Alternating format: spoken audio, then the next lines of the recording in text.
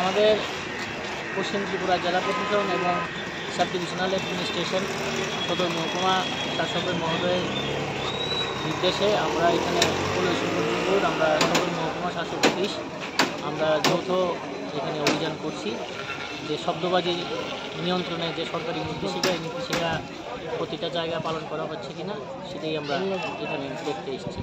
কিসের ভিত্তিতে এখানে ছিল তো প্রতি বছরই আমাদের রুটিন এক্সারসাইজ সেটা হয়ে থাকে। আমাদের যে শব্দবাজি সম্পর্কিত যে সরকারি নির্দেশিকা যথাযথভাবে পালন হচ্ছে কিনা সেটা নির্দেশ পালন হচ্ছে কিনা সেটা দেখার জন্যই আমরা আজকে যৌথভাবে আমরা কোথায় কোথায় করা হবে? শহরের প্রায় প্রতিটা বাজারই নিয়মিতভাবে সব মরশুমে সরকারি নির্দেশিকা অনুযায়ী সদর মহকুমা প্রশাসনের অন্তর্গত যে বাজারগুলি আছে সেই বাজারগুলিতে আমাদের নিয়মিতভাবেই সেই অভিযান জারি রয়েছে।